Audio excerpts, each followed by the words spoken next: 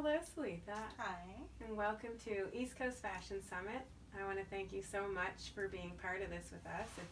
It's an honor and a privilege to have you and to be able to interview you and speak with you. So, thank you. Oh, thank you for having me. I think this is an amazing initiative and I look forward to seeing where this goes. So thank you for having me here. Of course. Um, why don't you start by telling everyone a little about yourself and how you got into fashion and modeling and eventually coaching and then running an agency? Wow, yeah, it'll take a while, but fashion for me sort of came about um, just seeing myself reflected in someone who I never saw on television. And in saying that, I was sitting in my living room back in the Caribbean. So I'm an island girl from St. Vincent and the Grenadines, and I am the baby of six. And fashion was never even on my radar. I honestly didn't know anything about modeling or fashion would be throw on your undies and run to the beach. Like for me, that and the church wear and your home wear, but nothing that I was, you know, from the beginning, I want to get into this. Until one day in the islands, I was with the family watching TV and I saw this woman that just stopped everybody on screen. And the people in the TV, they were captivated by her. The people in my house, which were loud mouths, everybody was like, whoa. And then I saw me. Mm. She was dark skinned and she was beautiful. And it wasn't dark for a beautiful for a dark skin. She was just dark skinned and beautiful. Right. Like, so that sort of did something for me as a child and it stuck with me. And I started doing things that sort of changed my outer appearance. So I was brushing the hair a little bit more. I was, fixing the clothes because I wanted to be near me. I wanted to be like her and have people look at me the same way. Yeah. And then trying to get whatever books or magazines or anything that I saw, no, fashion was on the radar. And practicing on my beach. Tiptoeing in the sand. I said the tourists that came were my audience, not knowing that they were my audience. And I got that sort of feel for it. So that's how I got into fashion, was stumbling onto Naomi Campbell on TV and being just captivated and proud to see myself reflected in that way. That's so important. So this little island girl got into fashion by mistake or by accident or destiny, who knows? Who knows? Yeah. Um, So the coaching. Yeah, the coaching. The coaching part of it. So fast forward that little Afro-filled girl who ran on the beach on Lower Bay Beckway is my home. I moved to Canada years after for school, and then I stayed. Once I came here, and the opportunity presented itself, like I found the Cassidy group and met with the agency, the agent there, Brendel, Plata, and Bob, and they sort of helped me become the woman that I am today in the industry. Like I owe it really to them for where I am because one, she was honest with me. Mm-hmm. She saw my potential, and she gave me the opportunity to grow. And that's not something someone like me normally gets. Right. I wasn't, when I walked into the office on Sackville Street in Barrington, she didn't see, oh, a black girl I can just keep on the roster for when they need a pretty black girl or the black girl to fill that role. She saw what she says now, this beautiful, talented woman walk into my office. But she was blunt. She's like, you're not going to have it easy. But people need to see you because what you do is amazing. So they took me under their wings and started by allowing me to train the new talent. So that's how the coaching, because she saw me sort of helping the other talent when we go on set, or if there was a show, I would be the one trying to help and not even knowing I was coaching. For me, it was more, okay, this is how I do it, and this is how I think you can do it to look this way. And she picked up on all those things, I'm assuming, because she trusted me with the new talent. Right. And I started doing the coaching for the Cassidy Talent Group in Halifax.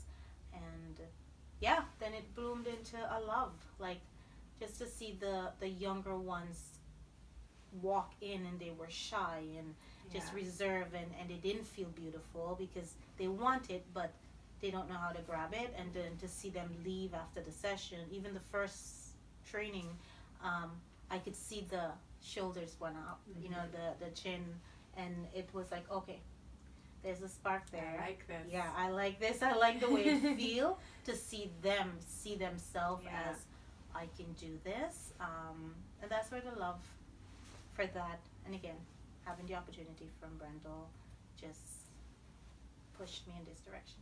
Yeah, and you're such a natural helper and giver. Oh, well, so thank you. that I can see how that would be spotted by her very quickly.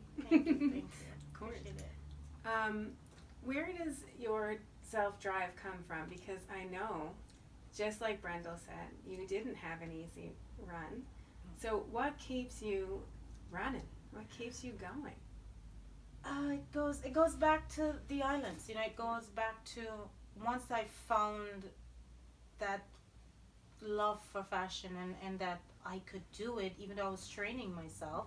Eventually, as I got older, I was able to model and get training from an agency at home. They too saw, okay, you can, this is something you should be doing. And I was known as the walker, right? Because I kind of wanted to do Naomi proud, even though she didn't know she was my first coach. But I walked the walk, and what people don't know or didn't know, but probably will know now, is that my childhood was rough after the passing of my mother. I was 10. My life got shook up. Yeah. Right? I went through a really rough period as a kid, and just reality hit really fast. Like, this world is not pretty. But I found fashion as my sort of saving grace, safe space, kind of. And through that, I was able, and I say now, my art saved me. Yes. Which is sort of a play on, you know, art It pays pays me, me. which is, you know, Dwayne, I love Dwayne. But truly, even back then I knew this is what's getting me through it. I didn't know how I was going to leave my 7 square mile beautiful paradise, Right. but I knew I couldn't stay there to become what I felt inside that I was going to be or want to be. So that drive comes from knowing if it wasn't for fashion, I probably would have just withdrawn from society. Yeah. The weight of Wilted into your losing, pain. all of the things that was happening to me as a child, the abuse and all of that, there was no way to escape. Yeah. And you couldn't escape from a 7 square mile rock. Mm-mm. You know, as beautiful as it is, and I had beautiful memories at home, the abuse just would have wiped me out. Yeah. But instead, I grabbed on to fashion, and I grabbed on to the industry, and it's beautiful and complicated, and it has its ugly, dark areas as well. I found that light, and I kept going towards it, or I would have gone, to be honest. So that's what drives me, is that if I could find it, not even knowing what I was finding, now how can I help somebody here find that same light? Right. By guiding them towards it. So whatever is going on in their life, they can use this industry as a way to sort of bounce themselves forward and lift out of that. lift out of the darkness, Yeah. and create that level of self-esteem that pushes confidence. So so that's what pushes me, is that it saved me. My art saved me. That's That's awesome. what I hope to give to the talent that comes through my coaching. You do. Yeah. Well, thank you.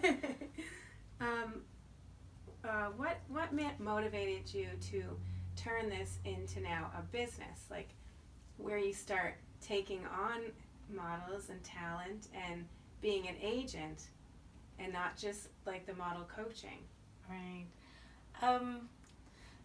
Yeah, because then really and truly as a model, and I still model myself, I Yeah. still, go after the acting gigs and stuff like that. So I'm still a part of it. Yeah. And the coaching was also, which I should say, this industry allows you to grow beyond.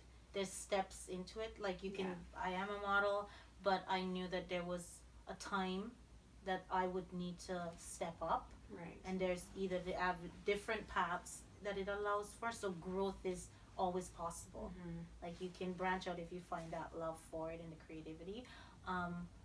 So by coaching, I realized, especially being here in Atlantic Canada, and what I went through as a new model, a dark skinned girl from the islands with an accent. Yeah. I don't fit the mold of what's here Right. and what the market is looking for. Coaching and sharing my love for the industry was one thing. So now you have the skills. I've helped you find that inner it factor and sort of to put that out, but now you're stuck. Right. Because where do you go from there? Nobody wanted me just for another model on their roster, a face on their website or on their platform. Yeah. What if I was there, as I saw with other talent with other agencies, they were there as tokens. Yeah. I luckily found an agency that saw me as part of. Right. Because then when they said beautiful talent, or when they said we need models, she would send her beautiful blondes. She would send this island beauty. Well, that's what she called me. Yeah. To the castings or to the gigs, because you said you wanted beauty. So she saw me as one of. Yeah. We were all her talent, and that's not what everybody experienced. I wasn't naive to think everybody was getting an Right. agent like I got, Right. who saw me as one of. So back to the question, that sort of give me sort of insight as to what these talent were facing, Mm-hmm. because my whole goal is diversity, and making sure that the industry becomes inclusive. Yeah. And it's not a trend. It's not let's pop up and we're Right. promoting It's not just 1 month a everybody. year. No. It's not, you know. No. Yeah. This is something that should be normal. Yes. We shouldn't even have to say my brand is about diversity, because Right. okay, but all of us are. We should You know, all be. I need where that becomes. That's my plan. Is that if I can do it enough and ensure that it works and that clients want that, then it will become mainstream. Right. But for now, it isn't, and that's just a reality. So getting from coach, do I leave you here now knowing that no one is going to pay you any attention Right. until they need you to fill a spot? Mm-hmm. What can I do to now create a platform where you will shine? Yeah. If you put the work in, let's Yeah. put the work in, do you? Because then I'm not crazy to think that everybody's coming and ready to work. But if you are working, why shouldn't you be promoted as Right. a talent that's there for bookings? So the agency came into play, Mm-hmm. because then our talent was being coached, or people came and wanted coaching, but they had no agency, because the agencies had their black girl, Mm-hmm. they had their East Asian or their South Asian. Right. They had those faces already. So now you come in either as to be shelved, or you come in as a token. Right. But with the introduction or the creation of Soli production, you come in as talent. Right. None of that. Yeah. Exactly. None of that. None of Very that. Caribbean. None of that. None of. So that's how it started. That's Yeah. good. And I kind of know that, but I need you to tell the people. Okay. So yeah. So how, and I know this answer, but Okay. how has COVID affected your day-to-day and your business? Ooh, COVID's put a halt Mm-hmm. for every aspect of all of our lives. With fashion as well, it has really pushed us to try to be more innovative and more creative in how we connect with each other. 6 feet, the mask and the social distancing, and then finding ways how do we connect with clients, because as a young business, we are just starting out. Our brand isn't well known yet that we can sit on experience and our longevity in the business. This was the hustle period, that 5 year, are you gonna make it or not? We're in our third, which because of COVID, let's just say maybe we're in our second year. We're still Next year is gonna be second, or next year is gonna be our third, because we're in the hold period totally with COVID. on pause, yeah. So she just, and I call it her because it's changing. It's creating beautiful things as well. The pause. True.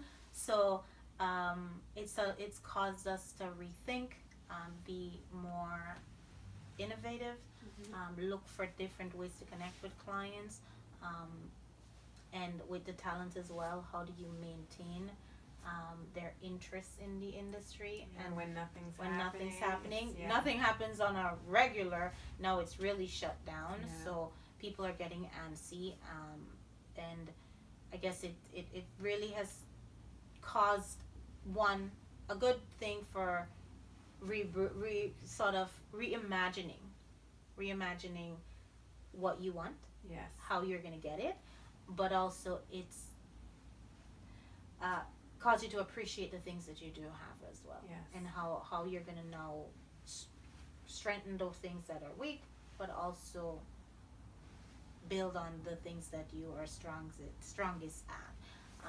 So I think COVID has just given us a chance to rebuild.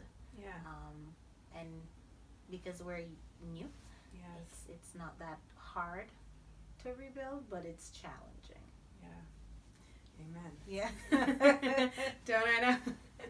if that answers the question. Yeah, it does. So, how would someone with your extensive knowledge in this industry define fashion?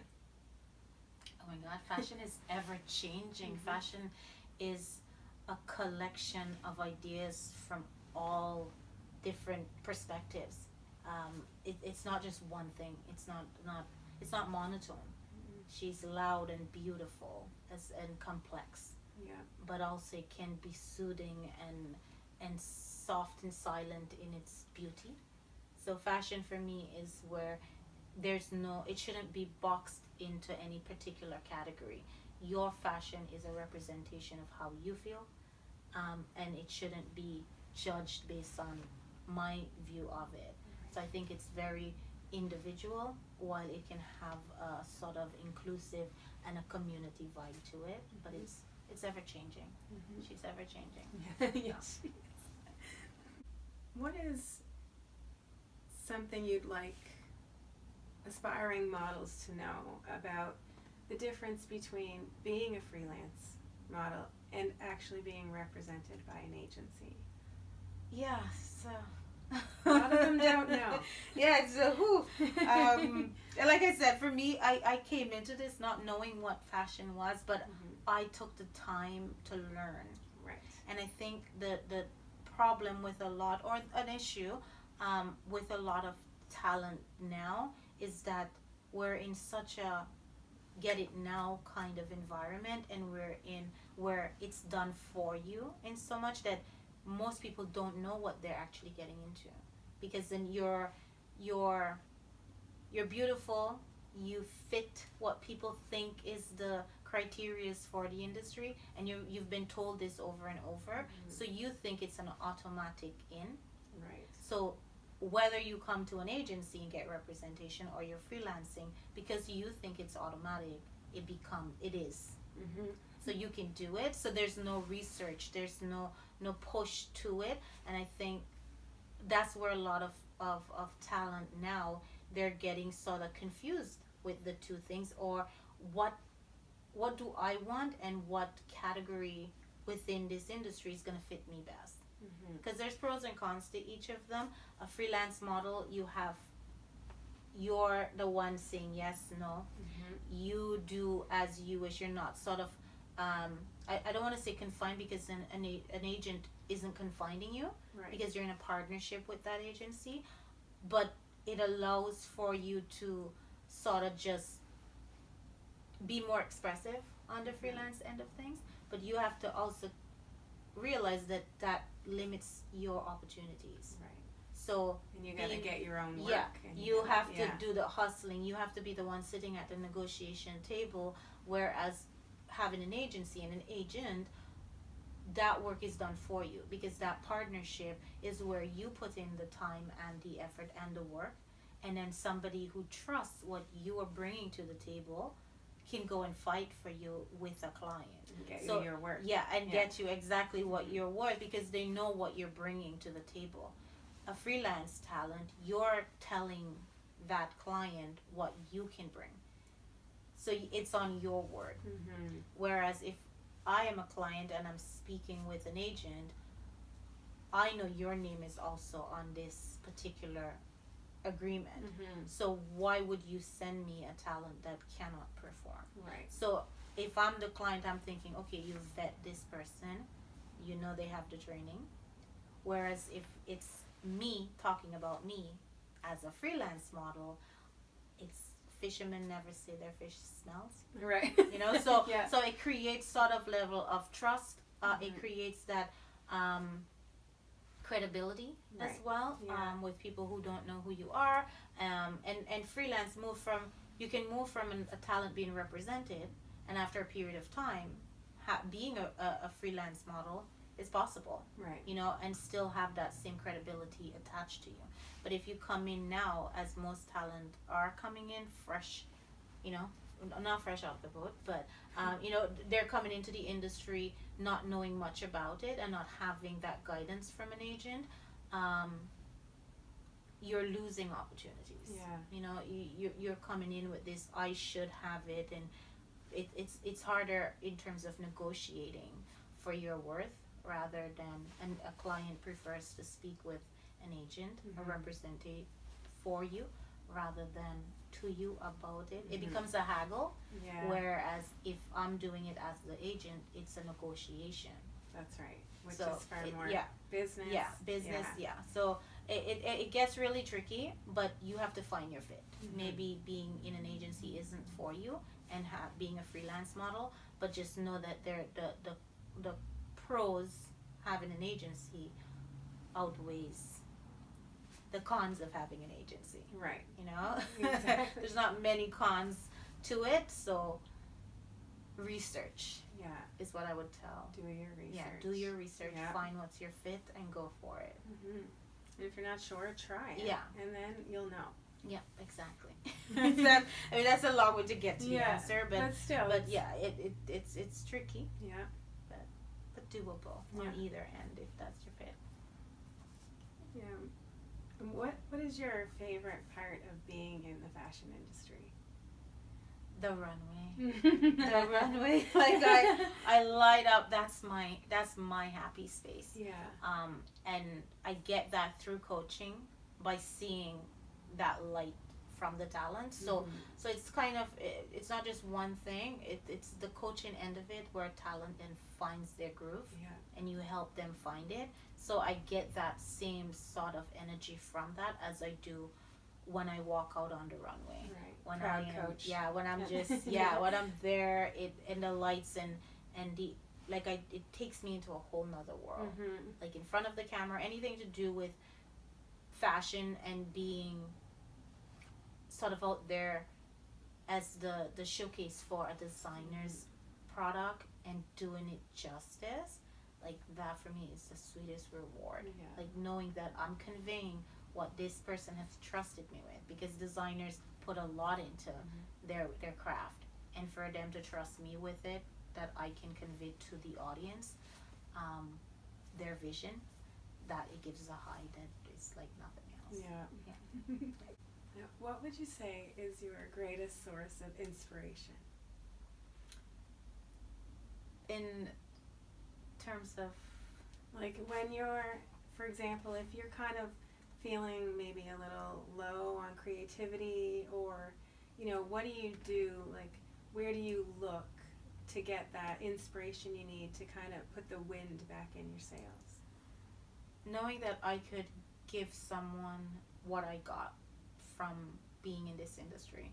Just knowing that if it wasn't for fashion and if it wasn't for Naomi Campbell strutting her stuff on TV, and sort of stumbling onto her, that I would never be here. I don't know where, if I would be, to be honest with you.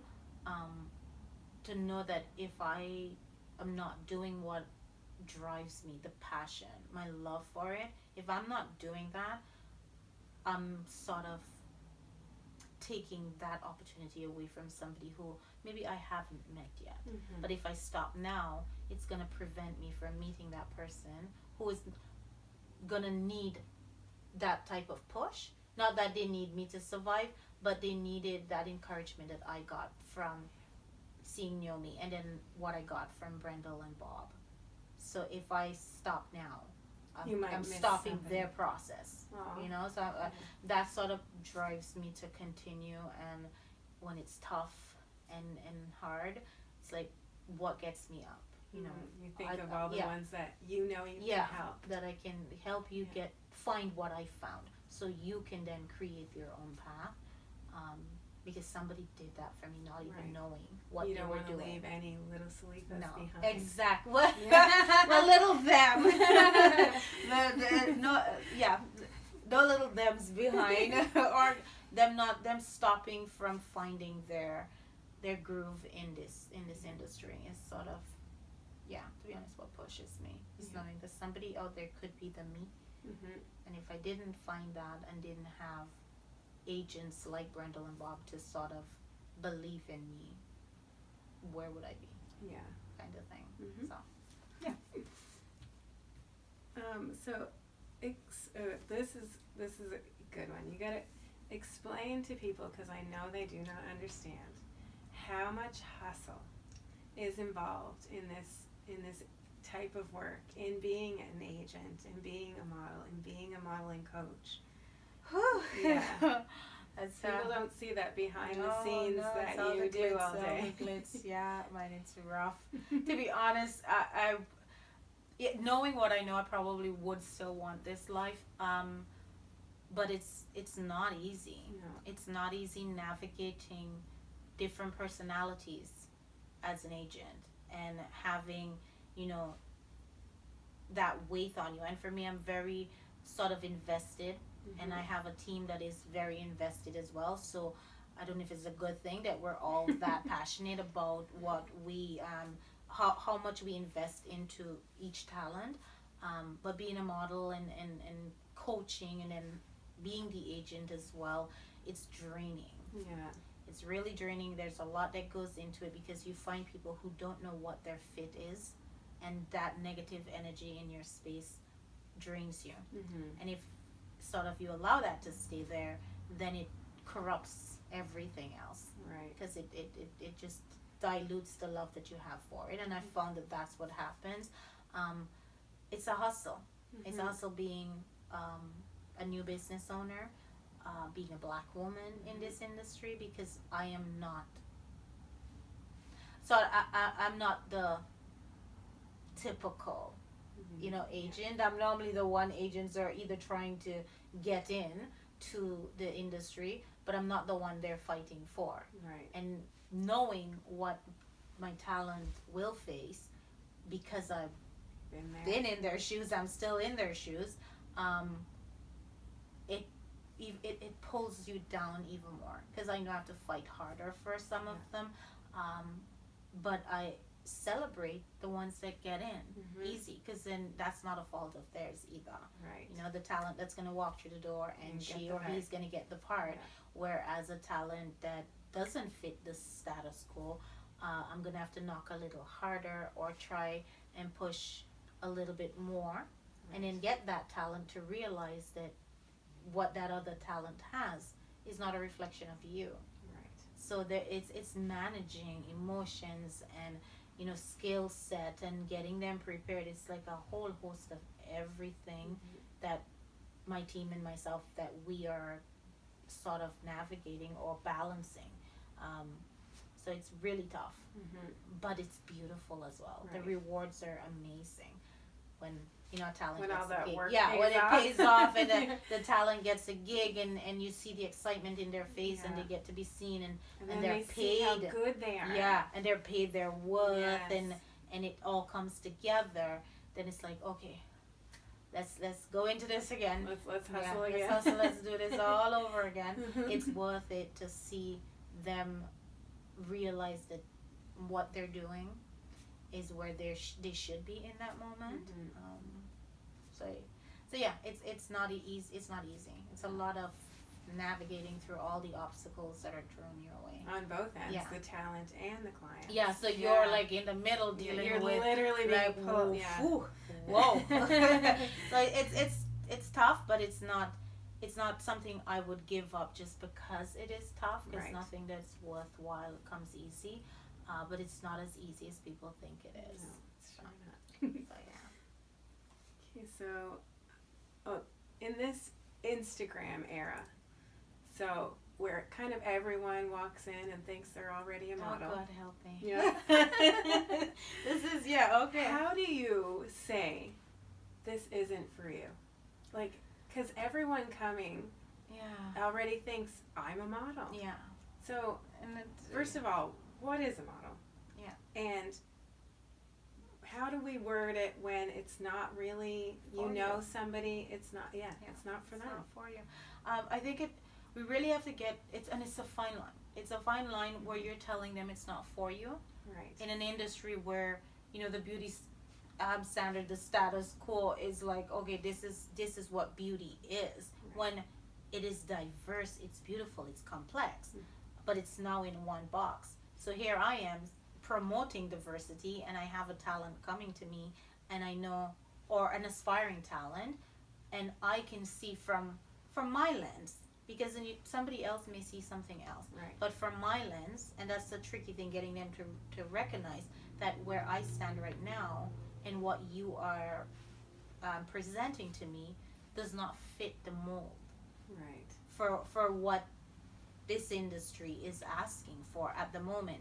It has nothing to do with the color of your skin or your ethnicity or your height or weight or Right. gender. It has to do with what you are sort of giving off. Mm-hmm. You want it because you were told you should have it. You want it because then you think that's going to get you to the next level, or it's going to make you beautiful. If you don't come with all of that already sort of inside of you, you being in the industry is not going to change anything. Mm-hmm. So I think we have to learn to be blunt with the talent and just be straightforward. You don't have the skill sets that's necessary for what this industry is asking for. That doesn't mean you're not ever going to get it, Right. but at this moment, through my eyes, you don't have that right now. You don't have the skills. It's like I love singing, and I use that sometimes. It's that I can't be an Olympian because I don't have the discipline. Right. They have to train for that. They're the elite off because Right. I love to swim. I love to sing as well, but I am no Beyonce. So you also have to recognize where your skills, how far they can take you. And as much as you love modeling, this industry calls for discipline. It calls for respect of the craft. It calls for you investing in yourself. So you can't show up in the era of Instagram where you put a pretty picture and you get 100 likes or you have 10,000 followers. That does not translate to model. Right. Okay, it translates to, okay, you know how to maneuver through Instagram, Yes. right? What happens when they turn Yeah. Instagram off? Yeah, what's gonna happen then? And when Yeah. you get into the real nitty gritty in front of a client, what are they asking for? Mhm. So I think the beauty of Instagram, the beauty of our social platforms has also corrupted the idea of who a model is Yeah. and what a model does. You are the representation of someone's creative expression. Mhm. And if you can't become that person that can fit into a Michelle Robert or fit into a Veronica McIsaac, and the people see Michelle Robert and it's not overshadowed by my Instagram handle, Right. then you've crossed the other side Right. where they see the product that is being promoted, whereas you're not lost in the promotion, but you don't also overshadow the promotion and the purpose of it. So can a client see you representing their brand and not overshadowing it? Because at Instagram, it's all about the perfection of you that you put out there. So as you ask, who is a model? Again, it is somebody who can showcase the work of another artist and not overshadow them. It's an individual who invests time in training, who has that natural it factor, because there's no one standard of beauty.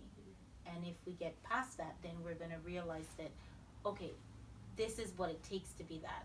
This is the Beyonce of the fashion industry, because then all of us go and we sing in the shower, we're singing in our cars, but can you really perform at the Super Bowl? Can you practice pull a every Beyonce day for 12 hours for 5 weeks?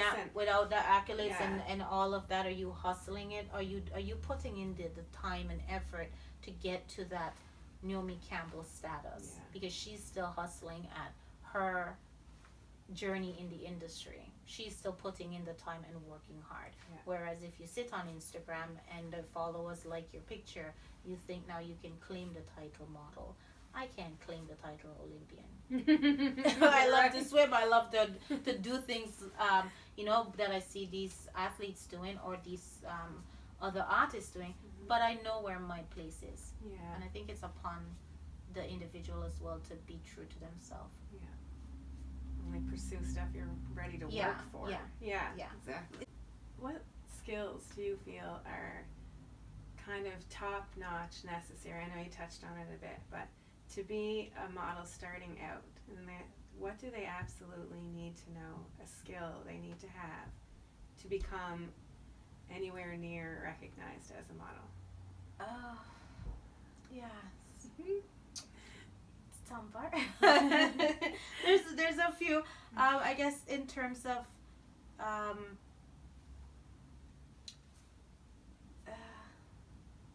stuck. This is a tough one.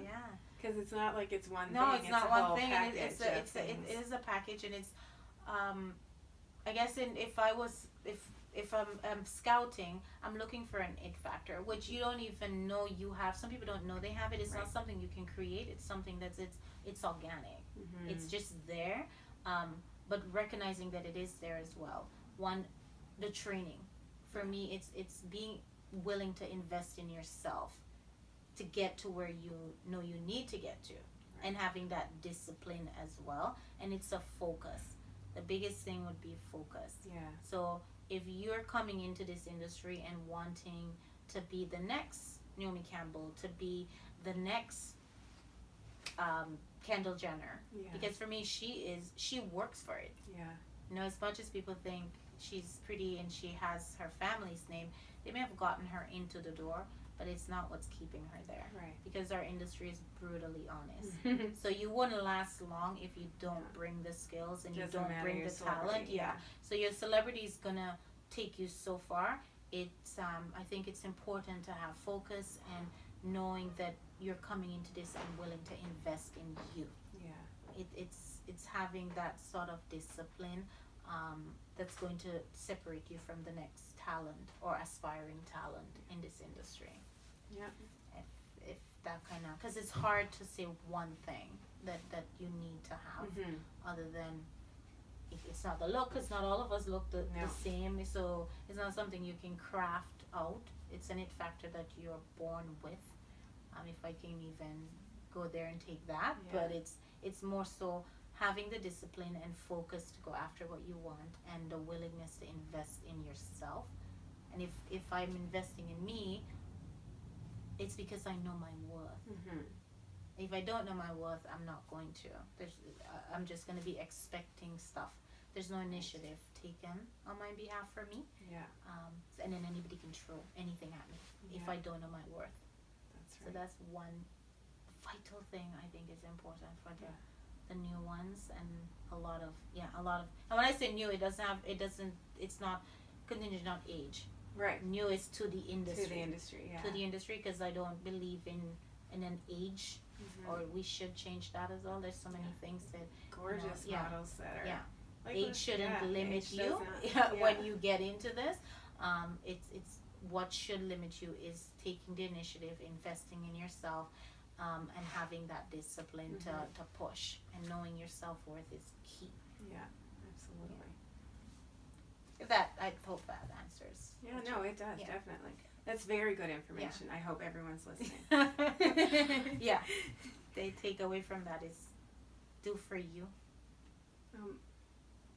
How do you stay up to date with what's going on in the fashion industry? Either who's hot or what's current, trends. Do you even bother with trends? For me, I don't. No. I'm not stuck on, oh my god, I have to see what this agency is doing. Yeah. Or these talent are doing. When it comes to designer, it's like, okay, what are they looking for? You know, you see the sort of their sort of their trajectory. Does that make sense? Where they're going and the things that they're doing. I look back and see where have you been. So like a Michelle Robert, if I'm to go back and look at the talent and how sort of you've progressed, where you are today isn't where you were yesterday. Right. So who are you looking for, and how many of the similarities can I see then that's still there that fits now? Mm-hmm. So those things I kind of look for in certain brands. Like, what are you, like, what's your constant? But it's not because I'm following the trend of today. Right. It's just to see what's your constant, who's gonna fit you. Because then if my look, or say a Ben, which is one of our talent, if he is the face or that you have sort of consistently moved with, how do I now present you talent with that particular look? Right. That fits your brand. Because that's probably what you're looking for. That's what you're looking for. So in sort of following and keeping up with, that's sort of things that I would sort of encourage other people and models as well, or any talent, is look to see the brand that you're so invested in. Do I fit that mold? And that mold doesn't have anything to do with your ethnicity, because then that becomes where they're typecasting. Yeah. So I hope they get what I'm trying to say. Yeah. It's more of the persona of that person, like what the energy that person puts off. Do I have that? Do I have that for Michelle Robert? Do I have that for Dwayne Jones? Yeah, and go after that. So so different. Yeah, so you're going after brands and talent for particular talent that's not within their vision. That's not who's gonna sort of portray their art. So that's one thing I would look for with matching talent and clients and all of that, and also, but when it comes to the latest trend, what's happening in clothes or who they're putting on the runway, that's not, I don't follow that. Right. Because then you become trapped in this, okay, so this is what they're doing now, this is what we gotta follow, instead of just doing your thing. Changing every 2 minutes. Yeah, let your fashion guide you. Yeah. But in terms of matching the energy with talent and client, that's what I would follow. But not when it comes to, oh, they have this particular look on the runway this year, or it's gonna change in the next couple of weeks or months. So you can't live by the trends. No. So not at all. Yeah. Yeah. How important do you think personal style is for a model? I think it's key. It's key for, again, the matching with the different brands, because then your energy has to match with them. You can't fake it for very long. No. So you can't pretend to be something they're looking for and you show up and oops, that's not me. That's not it. But a talent has to also realize that your personal style stays at the door when you get in their clothes. In their right. When you get at that boundary and you knock that door, they picked you because of your energy. Right. So you walk into their space, be sort of conscious and also respectful of what that designer or brand or whichever client you're representing, and don't try to impose your personal style onto what they're doing. Right. Because then that balance should be there, and I think a lot of talent get trapped where they want what they would wear on a personal level, whereas you're conflicting your personal style and energy, because your personal style reflects your energy. So what they're really going for is that energy that you bring to when you walk out in what you dressed yourself in. If you can transfer that energy into what they put you in and what you walk out in when you're with them, golden. But if you go into that thinking you can change that brand and designer's look to fit yours, big mistake. You know, and a lot of I see it, and being on this side, I see it a lot where people want, oh, that's not my style. It's not about you. Right. It's not. Yeah, not to about differentiate. you. When differentiate. you're wearing somebody else's stuff and when you're on Bring your your own time. energy, not your opinion. Energy, no opinions. Yeah, bring your energy to it, because that's why you got chosen or selected, to showcase the client's work rather than your personal. So personal style is important to attract the clients, attract that sort of booking. Right. But it you have to realize that it's for the energy, not the opinion. Right. What you think you should look like in the designer's wear. Very good information. Very good information.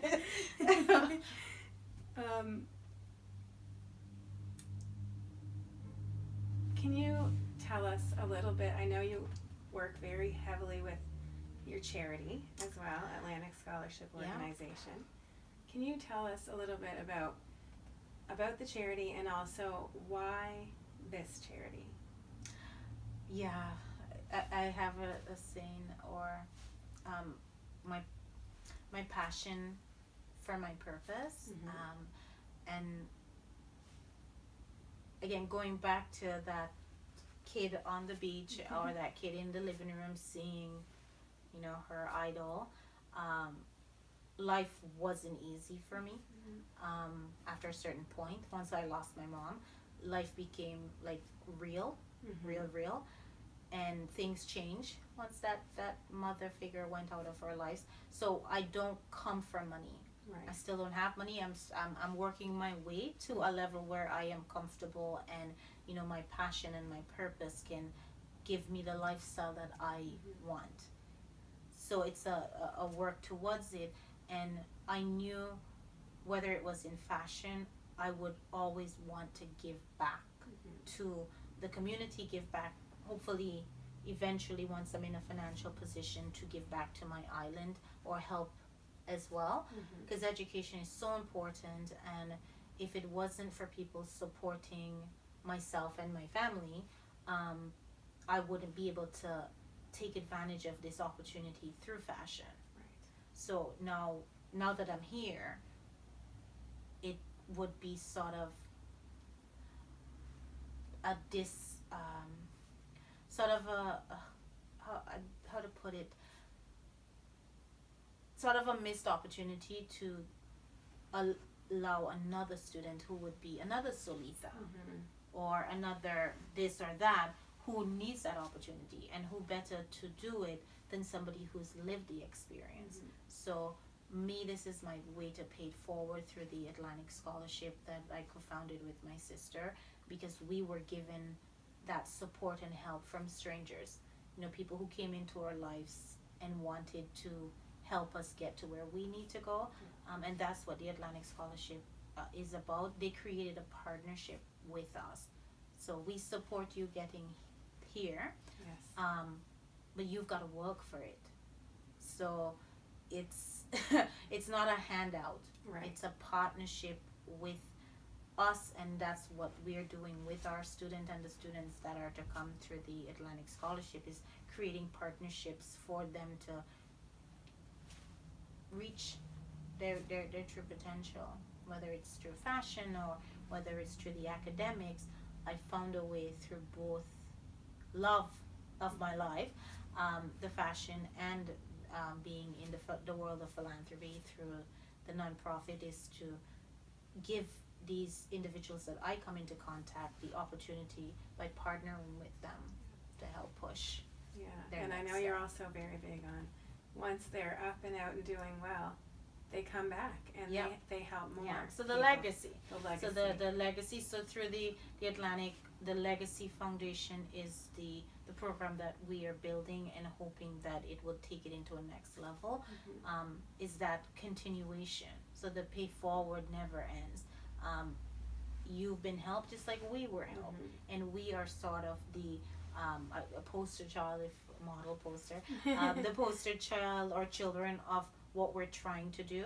Is that someone reached out and helped us get to where we are today, and as we still struggle to reach that point where we are comfortable financially, we can help. So you don't have to wait until you are this superstar or you're this millionaire, billionaire. You can reach back and help the person that's coming up, or reach across the room and help that person within your space, doing what you can within your capacity to do. And hopefully people get that don't wait until you're over here. You know, you can do it now. You can do what you can with what you have now. So that's basically what ASO is to me and to my sister, and hopefully, like you're saying, once they get to where they need to go to, they can reach back and help. But our goal through the ASO and our goal through Soli production is that once these students and talent get an opportunity and find their path, they're able to flourish. And it's a push forward while you're paying it forward. Awesome. Oh, that's okay. I'll keep that tag. Yeah, it's good. It's awesome. I'm just like. The more you talk, I guess, the more things come out, and you find okay, that's a keeper. Sounds good. That's a keeper. I have another question that I need to know. Is there an area of fashion that you have not worked in yet that you would like to maybe work in someday? To be honest, personally, my hiccup with or something I want to do, even as a model myself, or even for the talent that comes through the agency, and this goes back to black models or models of color. There's not a lot of opportunities within the bridal fashion, because there's still such a heavy stigma on anybody who is not white, because it's not marketable. And being a marketer myself, I know exactly what's happening. So I'm seeing it through that lens, and then I'm seeing it as a model, and I'm seeing it as an agent, and it's heartbreaking that marketers are still pushing that down the client, and the client still sees, okay, I can't promote my dress on a black model unless it's a black model. It's for the black community, rather than it being sort like of a global campaign. It's a campaign that anybody can see themselves in it, and it goes back again to the reason for the diversity and wanting to create a platform where everybody can shine. And as a model, I was done. Once I left Nova Scotia after university, I moved to Montreal, and I knew there it would be even harder for me to get into the industry. And then I found a love for marketing, and I love being in that role now, where I figured I can help change the conversation and the narrative around how do you market, who do you market to, what are the consumers asking for, or what do you think would sell this product to the consumer, rather than giving them this outdated concept of who you should put there on your brand, because that's what's going to sell the product or the brand. And I figure I can do my work as a marketer. So I had given up on fashion and being in that role on the out front. Not that but the love for it never end. I don't think I'll ever fall out of love. It is my love, but my number one. But that's my true love right there. So that will never end. But I just knew I had to restructure my way of thinking, because the market was not going to be welcoming to me, especially going into that area. And then I found a designer who then shook me right back up into it, and Met him on a train. Mhm. Met him on a train. This man looking at me, and I'm thinking, what is going on? Mm-hmm. And I knew he wasn't looking at me that way because it was him and his boyfriend. And but he came over and he's like, I want you to wear my dress. Oh. On the train, like, so everybody's like looking Complete at us. stranger. Yeah, complete stranger, know nothing about this individual. You're like, excuse And me? I'm like, he's like, do you model? And I automatically say no because everybody says they're model. Yeah. So I just got into that no, and I let it go. Mhm. But he didn't let me go. Like, he took my information and got back, and I'll get back to where I want to work and have it open to all of us. You know, he's a bridal designer, as it happened to be, and he's like, why aren't you modeling? You know, you're so beautiful, and you caught my attention, because he's been watching me on the train for a little bit. But yeah, so that kind of, and he saw me as beautiful and somebody that he wants to promote his Right. wedding gowns that are gorgeous, and he builds like nobody builds as well for the woman's body. So they fit you like a glove. Yeah. And he was the first and only designer that ever wanted me in their wedding dress Wow. and saw me to promote me. And he got backlash because he's from Israel. He got backlash as to, why are you using the black girl? Wow. You know, and he's thinking, why am I not using this beautiful woman? Mhm. You know, but everybody saw the black girl in the market Instead of the beautiful instead woman. of the beautiful woman. So that would be one area, and rather than using us just as the black girl or the token to Yeah. throw her up on the runway to promote your bridal wear, maybe just have a beautiful runway that represents all of us. Everyone. Because Yeah. we're all, you know, there's all brides, never bride to bridesmaid, and I like that. I'm already married to fashion, but for everybody who wants to be, you know, in that role, or, you know, walk down the aisle one day, they're not thinking, I'm not the status quo girl for the runway. Right. So why not have a runway or have promotions and marketing that reflects the community?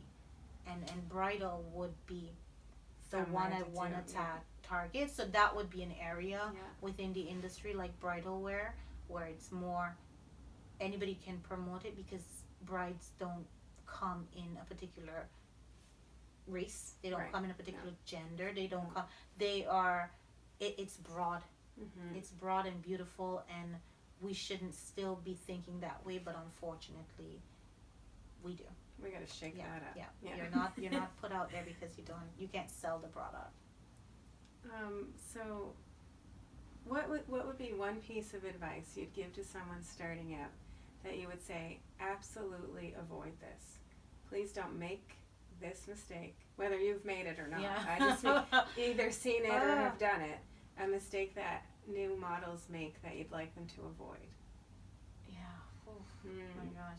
In the world of technology and social media, the booming of social platforms, for me it would really be, don't confuse a model with an influencer. Right. Like, that for me is the kicker. That's a tough As one. an agent and as a model myself, and you're carrying that title, Right. nothing's wrong with Either having one. either. Yeah. However, don't make the mistake by thinking if you're an influencer that makes you a model, Right. because an influencer means you have that it factor to sell this product and do this. Fine. The same thing with a model. The difference comes where I'm not sort of selling my worth Mhm. for a percentage, because an influencer is, you're given a product to promote. Right. As a model, I'm hired to promote. Yeah. So that's the difference. It's the collaboration and the hiring that changes the two. And influencers make money. There's some that make their living off of that. But what changes it is where, as an influencer, it's harder now to transition over to the status of a model and be respected in the industry by industry heads who are looking at the cross the T, dot the I. Yes. Whereas as an influencer, you've already sold your influence for a collaboration. Mhm. How do I now, so I'm stuck in the middle between the two of you, Mhm. or you're the two concepts in your head. So you're an influencer and you're a model, and I'm taking this one person who has both, and I'm stuck middle speaking with negotiating with a client, Yeah. how do I now transition and negotiate for your worth as a model when as an influencer it's You a just product took it for 10%. at 20%, Or a 20% where discount. you know or a- yeah. DM me, like the Instagram world now, it's DM me for collaboration. Mhm. No, how about book me for Right. your gig so Exactly. I can promote you that way, get my worth, and you get your term for the use of my imagery. So Yeah. that would really be it in a Yeah. nutshell. And it's Yeah. really touchy because a lot of aspiring talent think because they're online and they have thousands of followers that they somehow are going to be what a client is going to book, or I'm a model. Right. No, you're an influencer and that's great. You're a model and that's great. Mhm. The two I would not mesh together because it's hard to then Differentiate. balance and Yeah. differentiate, and a client isn't looking at that because why should I pay you hundreds and thousands of dollars to promote my product when you just did a 20% discount and Right. paid for your own product to ship it to your house Yeah. so you can take the pictures. Yeah. It- Exactly. it gets a little itchy under my Yeah, I skin can't because I tell see you it for now. An hourly wage Yeah. when you're Yeah. taking it. For, How do I do Yeah. a rate or a wage with you when it's Yeah. a 10%? Use my code and get a 10%. Yeah. Exactly. It's yeah. So the model can have that as well. Yeah. But you've already been booked out and hired for that gig. Yeah. So, what is the main thing you look for a new talent? I look for passion. And this will be the last question. yeah, then, okay. Just like Yeah, to give them an idea if they're coming out. Like, what are you looking for, so they know what to bring to the table. Yeah. As a scout, I'm looking for the talent who is taking the initiative to Doing find that their work. craft. Yeah. To hone their skills. A talent who is willing to listen and take guidance from a coach, because like with everything, I went to university to get my degree. Yeah. I needed training for that and Mhm. skill set, but you have to have the natural thing. The swimmer is in the pool. Yeah. You know, the hockey player, he's on the ice, he or she's on the ice. So everybody's putting time and effort into their craft, whereas models think I can be pretty and put an Instagram picture and boom, I'm it. Right. So you have to have that initiative, the drive, and the willingness to invest in you, Yeah. and see it as important as any other job or career path that you're taking, and it's not just I can hand it to you, you do nothing, and then you're boom, a model. Right. That makes sense. Yeah. There. So thank Sorry. you so much. You're welcome. And It was a pleasure yeah. chatting. I'm a little bit long-winded, but No, that's I good. love talking about fashion. It's good information. It's my love, So so I hope they got something from it. Oh, guaranteed, yeah. Yeah, so. I want to thank Miss Solitha Shortte from Soli Productions Management Inc. for coming by today to the East Coast Fashion Summit. We really appreciate your time and can't wait to see what you do next. Thank you, and I look forward to the 2020 Fashion Summit. Thank you. Woo!